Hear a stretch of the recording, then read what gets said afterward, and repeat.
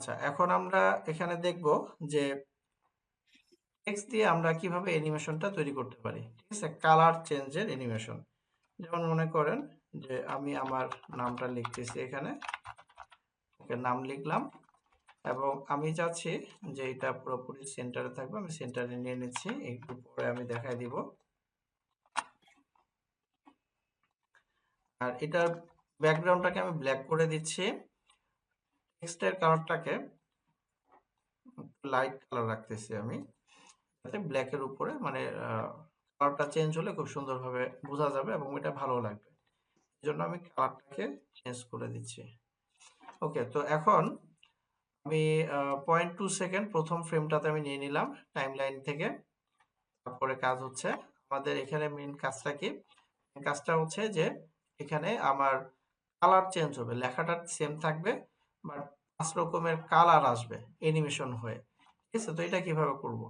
এটা করার জন্য প্রথমে আমি ব্যাকগ্রাউন্ডটাকে ব্ল্যাক করলাম, টেক্সটটাকে লিখে নিলাম এবং টেক্সটটার একটা কালার দিয়ে নিলাম। তারপরে টাইমলাইন থেকে একটা ফ্রেম নিয়েছি, ফ্রেমে আমি 2 সেকেন্ড সময়টা আমি সেট করেছি। এখন আমি যে কয়েকটা কালার করতে চাচ্ছি সেই কয়েকটা আমাকে লেয়ার কপি করতে হবে। আমি এখানে 5 থেকে 6টা লেয়ার কপি করলাম কন্ট্রোল জে প্রেস করে।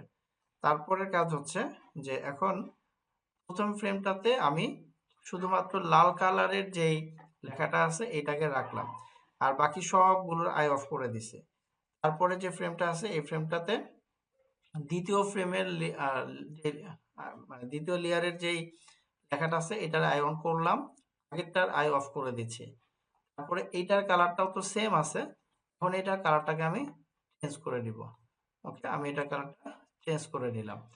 তারপরে হচ্ছে আরেকটা এখানে ফ্রেম নিলাম, এরপরে হচ্ছে এখানে আরেকটা লেয়ার অন করে দিলাম, আই অন করে দিলাম এবং এটার কালারটাও আমি চেঞ্জ করে দিই।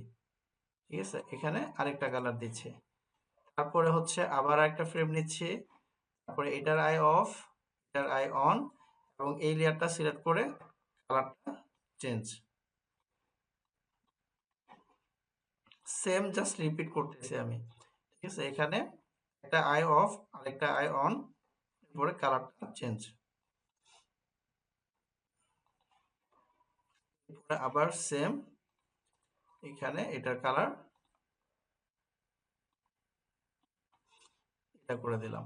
এখন কি হবে প্লে করলে জাস্ট এই যে এরকম লেখার কালারটা চেঞ্জ হচ্ছে।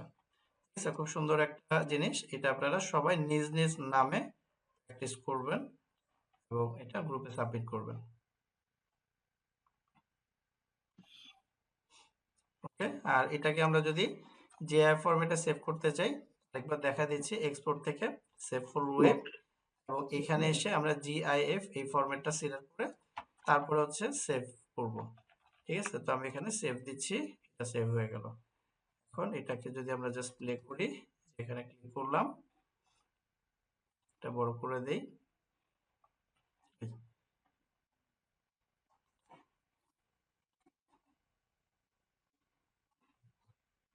ওকে, জি, সুন্দর হয়ে গেছে।